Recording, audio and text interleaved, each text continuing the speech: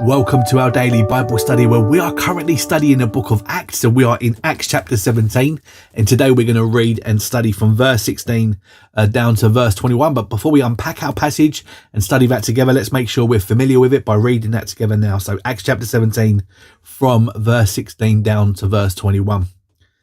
Now while Paul was waiting for them at Athens, his spirit was being provoked within him as he was observing the city full of idols. So he was reasoning in the synagogue with the Jews and the God-fearing Gentiles, and in the marketplace every day with those who happened to be present. And also some of the Epicurean and Stoic philosophers were conversing with him. Some were saying, "What would this idle babbler wish to say?" Others, "He seems to be a proclaimer of strange deities," because he was proclaiming the good news of Jesus and the resurrection. And they took him and brought him to the Areopagus, saying, "May we know what this new teaching is which you are speaking? For you are bringing some strange things to our ears, so we want to know what these things mean." Now all the Athenians and the strangers visiting there used to spend their time in nothing other than telling or hearing something newer. Okay, so let's go back to our first verse 16 in chapter 17. Now, while Paul was waiting for them at Athens, waiting for who? We remind our study yesterday, if you was with us. This is Paul's second missionary journey that he set off with Silas and Timothy, and Luke joined them for a spell as well before Luke stayed in Philippi, and one of their first locations that they stayed in. Luke stayed there to strengthen the church there, and then they travelled off to Thessalonica and to Berea, and where Paul had told Silas and Timothy to stay there and continue to strengthen the church, because the Jews, the Pharisees from the synagogue in Thessalonica travelled all the way down to Berea. They made the 60-mile journey to come and to disrupt the ministry of Paul in Berea, and was doing all they could to try and get rid of the Apostle Paul and his teaching of the resurrected Messiah. So in doing so, at night time when it was safe to do so, he had a Berean escort at night in darkness that took him all the way to Athens. Now, as he arrived there, he said to his escorts, when you get back to Berea, can you send Silas and Timothy to me back in Athens? So that then means that Paul has this a couple of week wait whilst they travel back to Berea, go and get Timothy and Silas and to send them back. And by the time that they arrive, this is where we find Paul in verse 16, while Paul was waiting for them to return at Athens. And of course, we remember Athens used to be the hub of the world, really. 500 years previous to this was the real central point of the world. It used to be a place that had much authority and much going on about it, but now it had seen better days. Its former glory was way behind it. Now it was still a university city, but it was more a cultural place now that was famous for the arts and famous for philosophy, and people would go there with all sorts of strange ideas, which is what we're going to see play out today. So 500 years on from its heyday, this is finding Paul now here waiting for his friends to arrive from Berea. Now while Paul was waiting for them in Athens, his spirit was being provoked within him as he was observing the city full of idols. Now Paul doesn't think, right, well, I've got 2 weeks off here because I'm waiting for my friends to get to me. So what do? I'll go and take in the culture. No, he was provoked.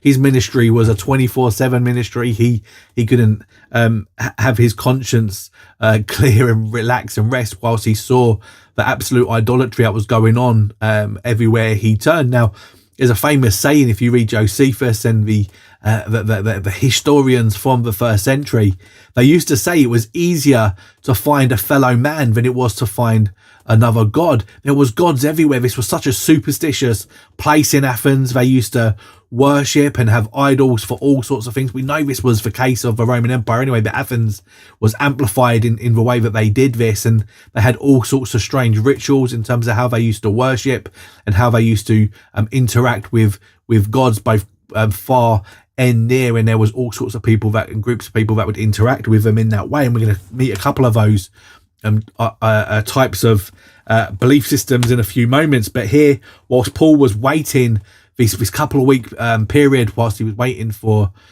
Silas and Timothy to arrive, he was reasoning in the synagogue with the Jews. So he did what he always did. He would seek out the local synagogue and go and preach to the Jew first and then to the Gentile.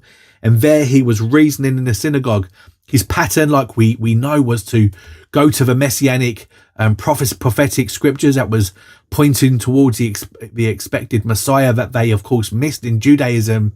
They didn't see and recognize Jesus as the expectant Messiah that they were waiting for, that was prophesied in the Hebrew scriptures. So he would reason using those scriptures with the Jews and with the proselytes, the God-fearing Gentiles who were there, followers of Judaism, in the synagogue on the Sabbath.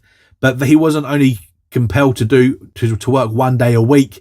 He spent the rest of the time going to the busy marketplace, a place where he knew that there would be lots of footfall, lots of potential people to hear the gospel message. So he now goes out and basically starts doing street evangelism. He goes out to this busy marketplace and starts exchanging ideas with those that would be willing to hear. So let's just read that again, understanding that. So he was reasoning in a synagogue with the Jews and the God-fearing Gentiles, and in the marketplace every day with those who happened to be present. Verse 18, and also some of the Epicurean and Stoic philosophers were conversing with him. Now, like we mentioned before, this was a melting pot of cultures and different theological understandings and different worldviews. And here we meet two of them, Epicureans and Stoicism. Now, these are complete contrasting belief systems. The Epicurean belief system dates back to a time when they used to follow Epicurus, and basically his philosophy was that it was impossible after searching to actually come up with a conclusive truth about anything.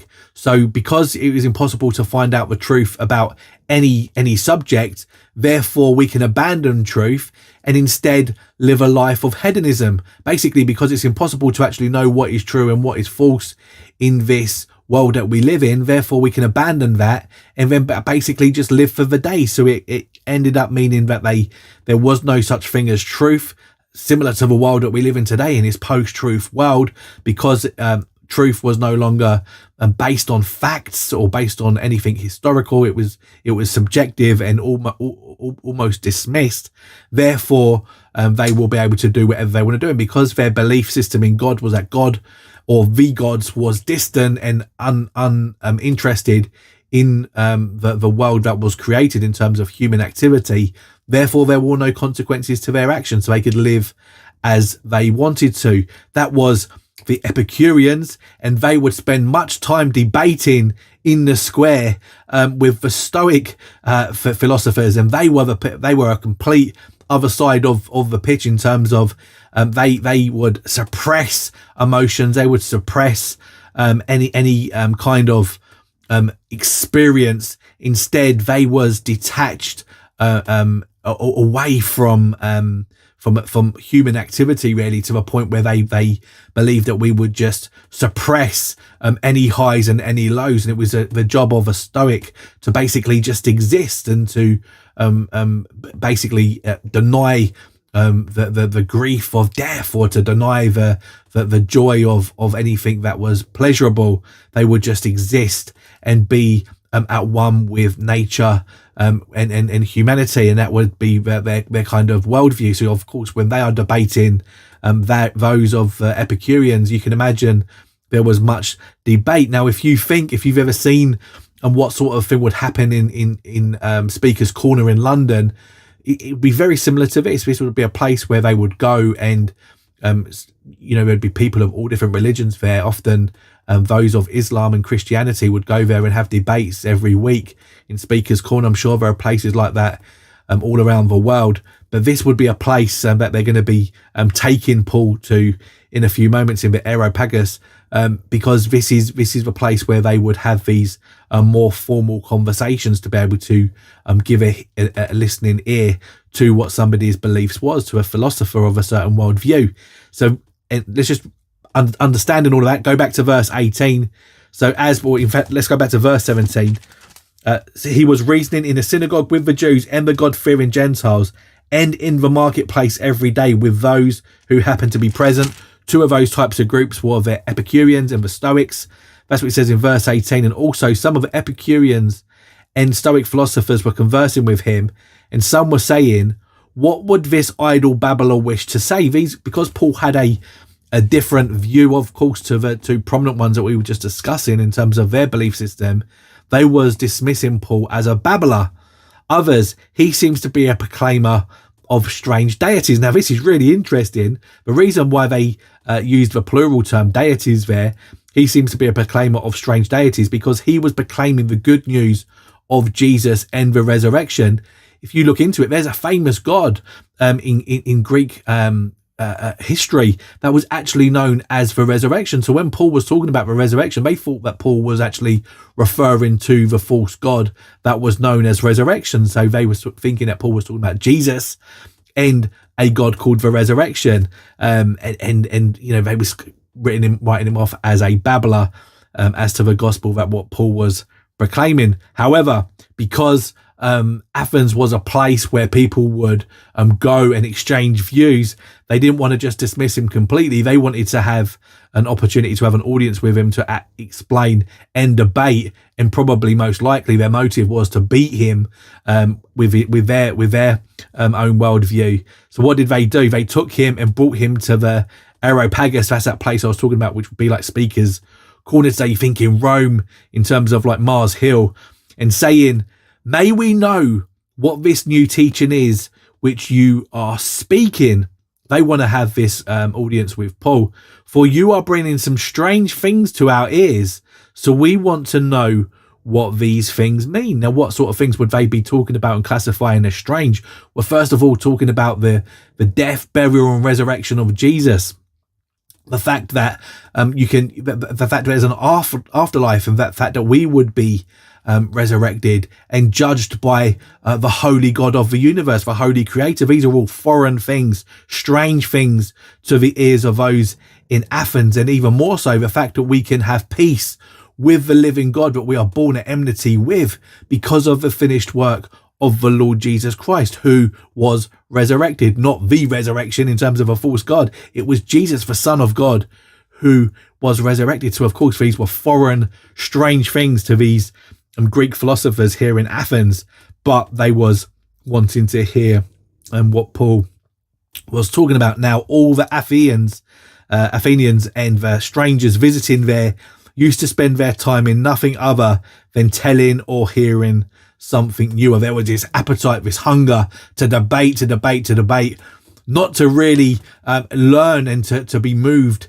and to take on new information. It was often, and you see this today in so much apologetic work, don't you, in terms of people argue to win the argument, not to win the person. And that's very much what it's like here in verse 21. But we are very much interested to see how this plays out. Now, Paul has been invited to the Areopagus and to see how that plays out in our study tomorrow. So hopefully that's helpful. If you do have any thoughts, comments or reflections, as always, do let me know in the comments below. Very much look forward to being with you tomorrow. Bye for now.